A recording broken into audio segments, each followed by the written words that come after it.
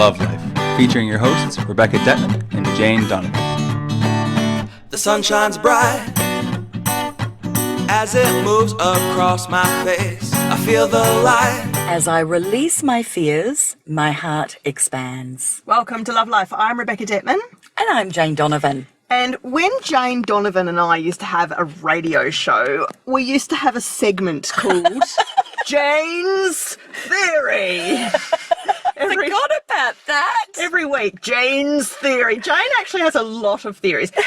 They're all unproven. That's why they're theories. They're not necessarily, there's no science. They are things that Jane has come to via a combination of gut instinct and observation. Is that correct, Jane? Yeah. So we are going to kick off today's show by explaining that today's show is one of Jane's theories. So, you know, last week or the week before when we interviewed Rebecca Brown, who's such an interesting thought leader because she takes what's currently beating the spiritual pulse in the collective consciousness and she goes one further and she pulls out that next thing that you just hadn't thought of yet or you hadn't quite heard or conceptualized. And that stuff excites me. It excites me, Jane. I know it excites you too. And we know it excited so many of our listeners because we had so much feedback from that show. People were really excited. One girl said she had to pull over to the side of the road to text us after she listened to it. And it was like 8 o'clock in the morning. And I wrote back and said, you've already heard it? It only just went up. It's like 8 a.m. You've heard the whole hour already. Anyway, point being, Jane and I wanted to share something today which we also believe is a new thought form or possibly a new wave that's coming with spirituality. And I know Jane's going to talk a bit about this in terms of, vulnerability has been the big buzzword with the TED Talk, with Brené Brown, etc. And Jane's theory today is going to take it one step further to what she perceives could be the next big TED Talk in the emotional spiritual sector, or the next buzzword, or the next thing that as a trend, an international trend, under the wellness umbrella, people are going to start to waken up to.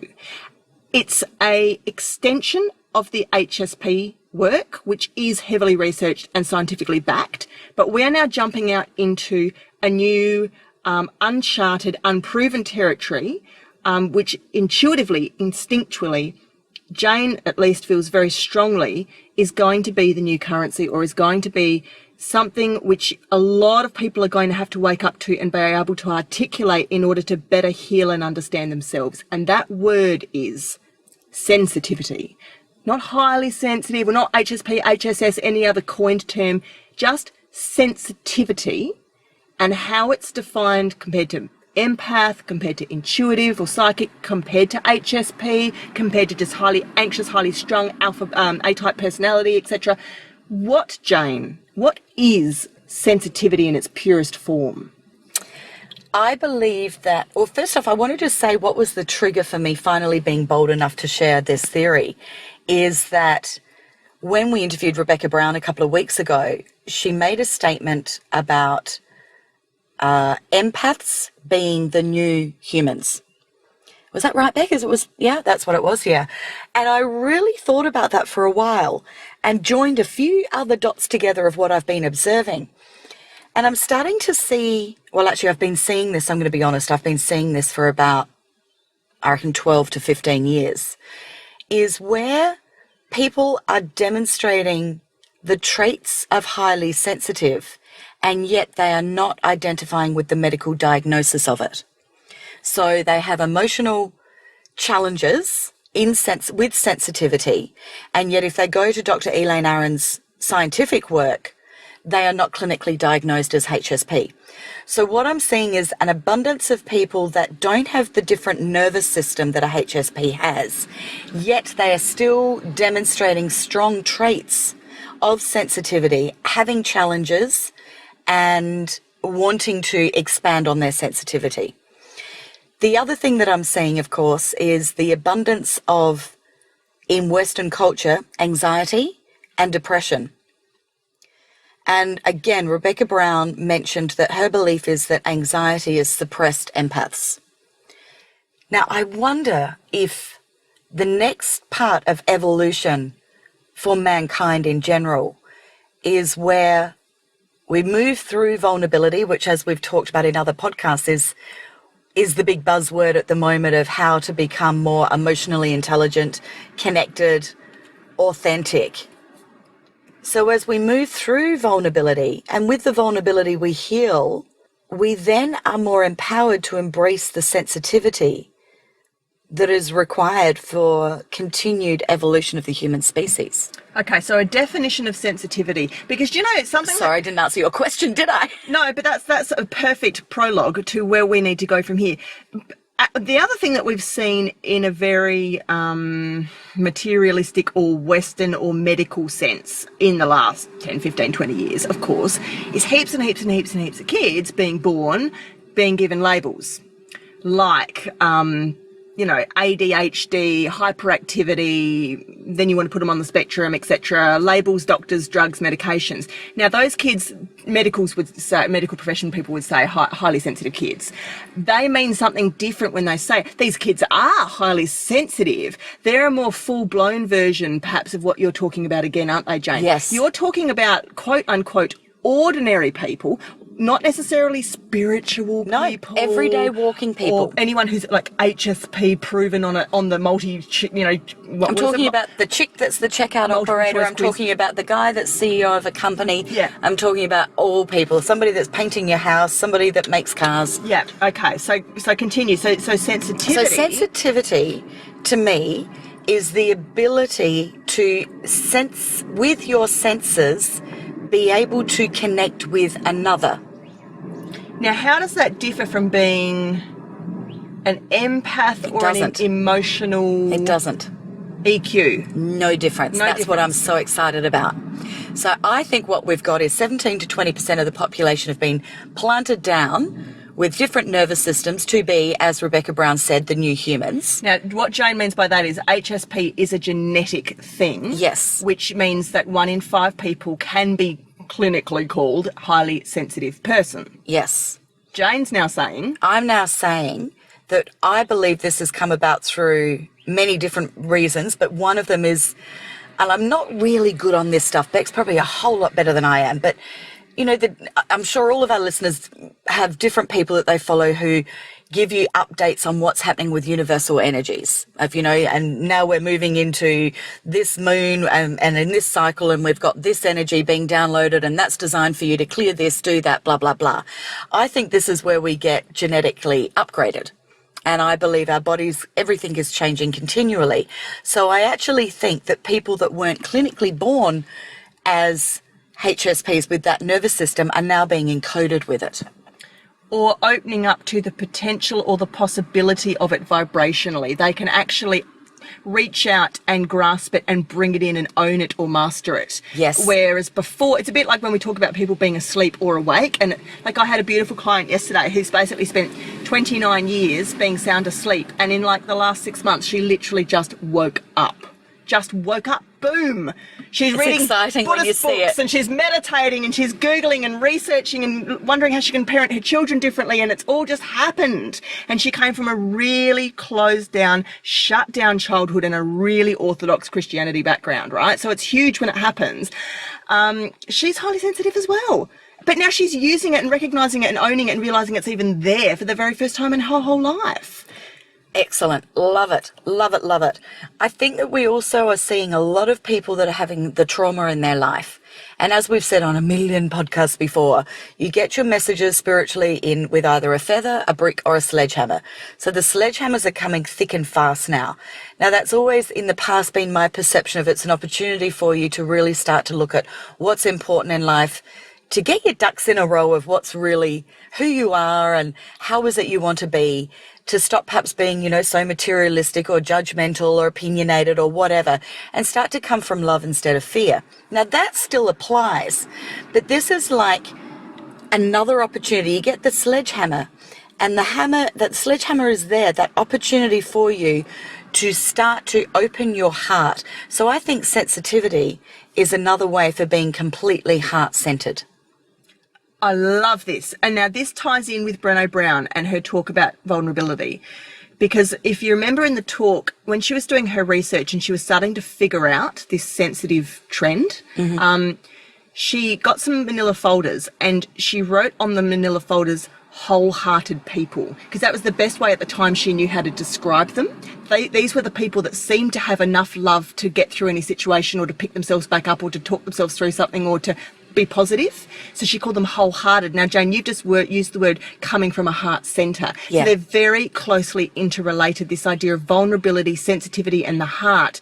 And of course, we live in a world where it could be very easy to believe that it's a terrifying and dangerous choice to come from that place. The heart and sensitivity and vulnerability can get stamped on in the education system, in the political system, in the corporate system, in the incarceration system, in most of the systems we have, even competitive sports or whatever you want to call it. How do you come from almost a tender vibration as we might perceive it? Although maybe being sensitive and vulnerable and heart-spaced isn't a tenderness or a weakness or a softness. Maybe it's a strength. It is a strength. Maybe it's actually the best, most powerful, personally powerful, self-empowerment, etc., type of a vibration that anyone can master, which is actually where the true concrete lies, right? Oh, I love it, Beck. Yes, yes, yes, exactly to all of that. So where do you start? Well, first off, because why I think this is so important to have this discussion now is we know a lot of our listeners are HSPs. And we've harped on about it's time for you to step up and get your message out there. And many of you are doing beautiful work. And, a lot of you have shared your different blogs and new services and courses and talks that you're giving. And I'm just so proud of everybody for stepping up and doing it, because there's a lot of vulnerability in that, particularly for a HSP. The actual art of putting yourself out there is actually putting you right into potential overwhelmment. Yet you're doing it, and I think that's amazing. Those that aren't doing it, you have to do it because you are the role model, as Rebecca Brown said, for the new human. You are the role model. People need to be looking at you and going, how do you get there? I want some of that. And as we've got people that are suffering through really traumatic anxiety, through depression, through, traumatic illnesses, or whether it's somebody that's just got the quiet whisper in their heart of, I don't know if I want to be like this anymore.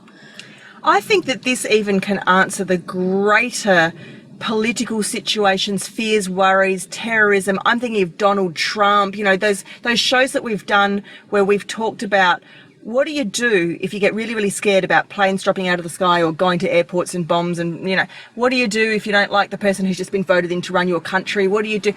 What do you do? And what you do is, as a spiritual, emotional, wholehearted, sensitive, connected person is, you don't worry about any of it. And once upon a time, that kind of attitude was considered extremely irresponsible and almost like you weren't a proper adult. Grow up. People have died to vote. You should vote properly. You should take that as a sacred, responsibility, and you should care about politics. You should read the newspaper. You should be informed. It's your job as a citizen to be informed adult, and teach your children, rah, rah, rah, rah, rah. I heard Esther Hicks channeling on this topic the other day as well. Someone was saying, Esther, you always tell us, Abraham, you always tell us to stay in this really pure positive energy, higher vibrational vortex, keep your vibration high at all times, etc.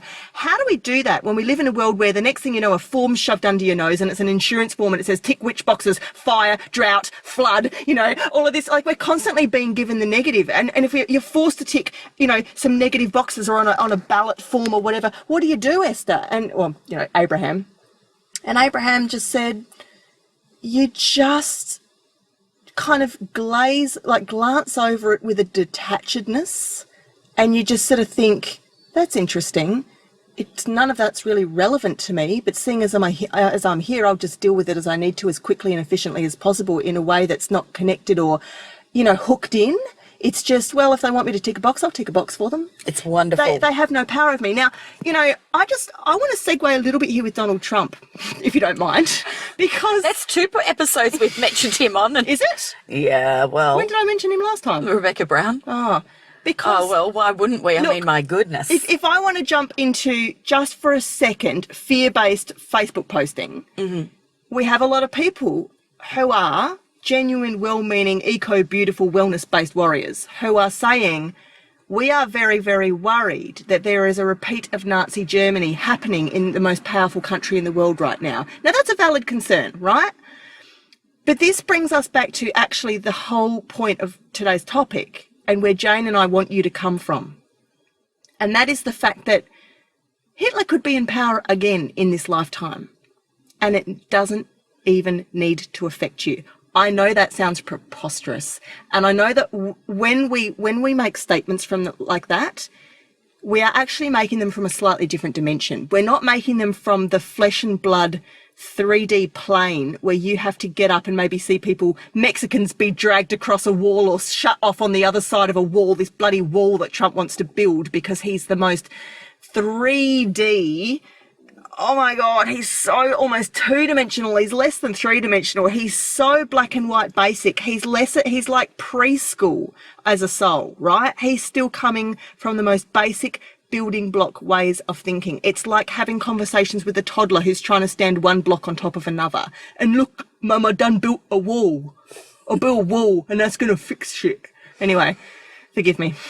And I want you to understand that when I say nothing that man could possibly do, say, or implement could ever affect you, is because if you are a sensitive person who comes from the heart at all times and is not afraid to push yourself into vulnerability, it means that you do hold strength, and it means that you hold unparalleled power. A power of a vibration that can't be matched. A power of a vibration that can't be stopped, that is uncontainable, that stretches out in every direction and connects.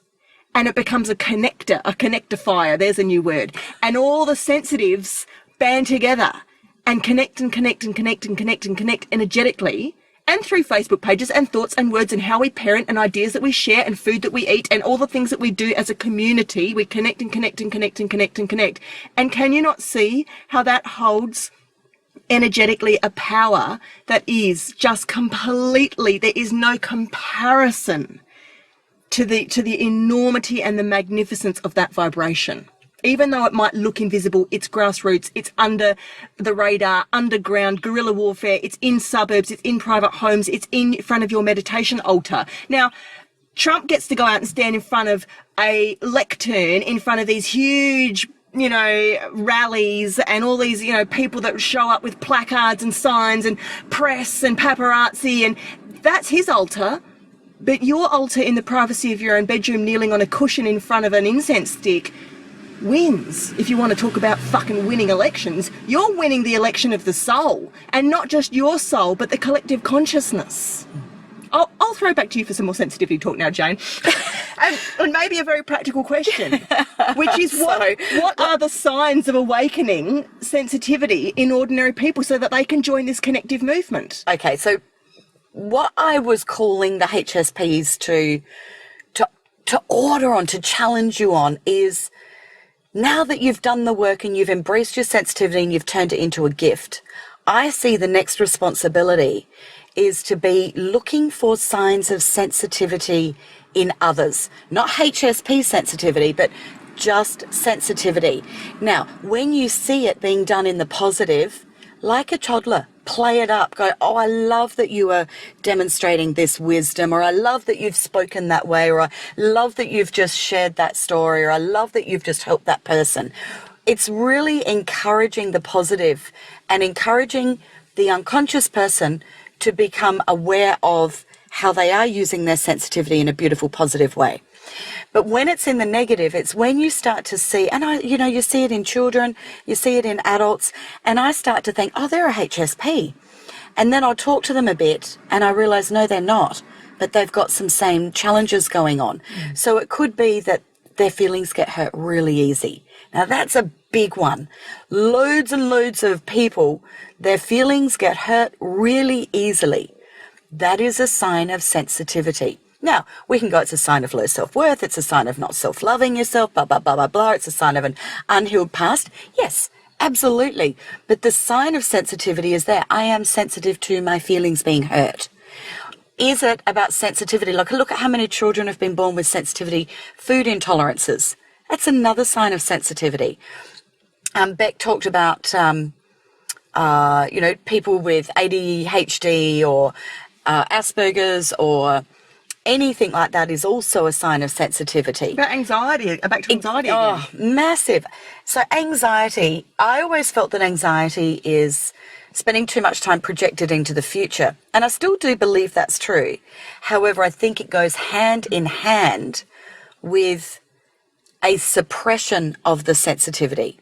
So what's happening is an overwhelmment, another classic sign of a HSP, yet perhaps they don't present with the rest of the traits. However, they are being completely overwhelmed in their senses and they just have gone into full-blown fear. So the person that is anxious is, I believe, a wonderful, sensitive person being given the brick, if not the sledgehammer, depending on how bad the anxiety is, to start to step in to being heart-based, heart-centered. So the role for you guys that have got all these tools under your belt is to help these people to embrace their sensitivity. And how do they do that? Well, you just listen to our past 160 odd podcasts and that's all there. You know all the tools. So the exciting thing is that as we start to help people who are showing the signs of either embracing sensitivity or struggling with sensitivity, either or, it doesn't matter. But as we start to help those people, they start to embrace it more in their life as being a good thing, as being a positive thing, instead of something that is, particularly in Western society, meant to be shut down. So it's not just the highly sensitive person that's been shut down. It's been any person that's shown any kind of sensitivity at all is considered weak. And we go back to giving examples in politics, etc., because the person who shows the sensitivity gets pounded down very quickly by the others. So we've got to balance the scales now. Now, I've spent, the last however many years, over a decade, of trying to balance the scales for HSPs. Now we've got to balance the scales about the topic of just straight sensitivity. It's like we've got to repattern society. It's We like do. Every day we've got to do the work to uphold and applaud that which we want to value and showcase and, Exactly. and have more of. So we need to applaud it in our children, applaud it in our peers, in our bosses, in our friends and family, the lady at the fish and chip shop, whatever it is. We, like Jane's saying, you need to compliment it and shine light on it when it shows up and bring it out. That's it. Shine the light on it. Put it on your tweets. Put it on your Facebook pages. Have the conversations in front of others going, I love that behavior. I'm going to use that next time I'm in that situation. Validation is massive, and we need to validate this as being the way forward. And as we do that, people start to lose their fear of showing their sensitivity, and they start to tread this world bolder with it. They start to lead with it. So there might be some who have got a lifetime of decades of suppression, and they're going to be very fearful about stepping into a new way of considering their sensitivity. There might be the boss of, 500 people who's used to being, what do they call them? The axes, when they go in and they go, right, I'm firing 50% off hard ass. whatever. Yeah. Maybe they're used to doing that and they just go, yeah, well, the last 50% on, they're the ones to go. Maybe they might use they might use their sensitivity to still make the same decision, but with greater sensitivity. Which, what is it? Compassion, empathy, leading towards the new human who will be full-blown empathic. So to use myself as a good example here, and maybe Jane can... Yeah, I wanted to use you as an example. I think that's great. You can workshop this with me, because I was born, unlike a lot of psychics who will tell their story, I don't feel like I was born psychic. I was born in a really ordinary suburban conservative family. And it took me a long time to go through my teenage rebellion phase of atheism, and and I did the church and I did some science, and I finally came out the other end realizing I was psychic. Now, How did you know? What was the first moment that you went, maybe I'm psychic? Because I started to get impulses that I couldn't have known. But the point is, I've never been an empath. Now, I know most healers, be they a masseuse or a psychic or a pet whisperer. No, they're not most. I was going to say empathic. No? No. Okay, maybe no. they're not. I thought they were. I did think that. But no, I've Okay. recently come across quite a few who have got their inner child absolutely running the show, without empathy for their clients. Okay, and been also quite interesting to observe. There are a lot of, even like chiros or physios or anyone who works with their hands, they tend to sort of channel a lot more. It's almost like an alien energy, I think, and they're a lot more. So whereas you kind of get the earth angels who kind of nurture you in a session, and they bring you a lot more of the heart, or that if you feel it, they feel it. If you cry, they cry on the bed. Like that's. There's the empath, yeah. That's what I'm thinking. Yeah. Of. Well, you'll go to a. And they were probably the first round of healers. Yes, but possibly. now we're not seeing that. Oh well. They're the ones that I still do every now and then. Oh, no, there's loads of them, don't get me wrong. Loads of them. You're having a reading and you'll say, I feel really sick in my stomach about that, and they'll start feeling really sick in their stomach about it, etc. They're feeling whatever you're feeling. Okay, so my point is, I, for a living, work in the emotional, spiritual realms, but I don't consider myself hugely sensitive. In fact, I've been told off many times by loved ones for being so completely blunt, and also on this show, I mean, I'll swear like bloody trooper and be quite harsh. It's interesting when you mix spirituality with kind of a hardline approach. But you see, we need all of this. We can't all talk one language. Otherwise, the message only gets out to the people that hear that language. So it doesn't mean that you're not sensitive. It's interesting because, it's just that you're not highly sensitive. But are you empathic? Am I HSP though, Jane? I don't think I am. I think that we don't need. No, you're not HSP. But fascinating. But you are incredibly sensitive. I am though in some ways. In some areas. Yeah. The evolution to the empath, and this is not to say that empaths, we're all there, we're the best. It's so not that. That's not my understanding. Mine is more around, if we are to lead the world in sensitivity to become heart-centered, then it's going to take a tribe of different people leading in sensitivity in their way to get their tribe connected to it. Because there's a spectrum of sensitivity That's as well. right. And so over on the left here, you've got the full-blown empath, which is the HSP that has embraced it all in the positive. Then over the other end, you've got... me. No, that's crazy. No. But over on the right-hand side, you might have a manic, narcissist. Who's actually got sensitive traits. That's right, which is what led to their narcissism. And so as they learn to embrace those sensitive traits, they start to heal their narcissism, then they get to teach the narcissist how to heal it. So we all come in at a different entry point to build the tribes to be able to get to the end goal, which the end goal is the same for all of us, to come from love and not from fear. Anything more you want to say on this topic today that you feel it's really important people need to know about sensitivity, or a common misconception, or just anything you think we've missed, Jane? I think that we've spent a lot of time around identifying sensitivity in emotions, yet sensitivity can be seen in so many other areas, whether it's, it's the physical, whether it's in the doing, it's in the body. Acts of kindness. It can be all sorts of things, yeah. So look for it outside of emotion, because all of our listeners will see sensitivity emotionally so easy. What I want you to do is become the detective of what does sensitivity look like outside of emotional intelligence. Encourage it, embrace it, and help heal it if you see people are struggling with it.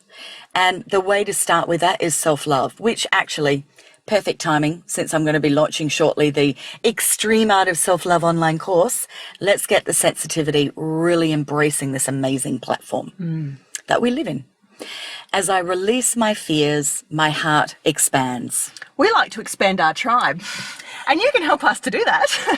Yeah, let's get more sensitivity happening. By joining our Facebook page, which is facebook.com/Love Life Show. And you know what? We put up, obviously, our episodes every week, and you can tag friends under them, keep the discussion going. You can direct message us, private message us through Facebook, all of your ideas.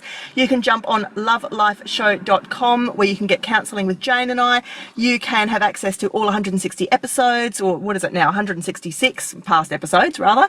And if you feel the need to support us financially, please jump on and join the number of amazing, gorgeous, beautiful souls who've already done so. They've given us just any amount of money that feels right in your heart to support our message and to keep our show going for free every week at a high quality level, and to keep us coming to you and out to the world. You can click the little support us button on lovelifeshow.com as well. And until this time next week, Jane and I encourage all of you to notice sensitivity in yourself and the world around you, and encourage, support and applaud it wherever it shows up. Life is perfect, I'm not trying, it's just happening.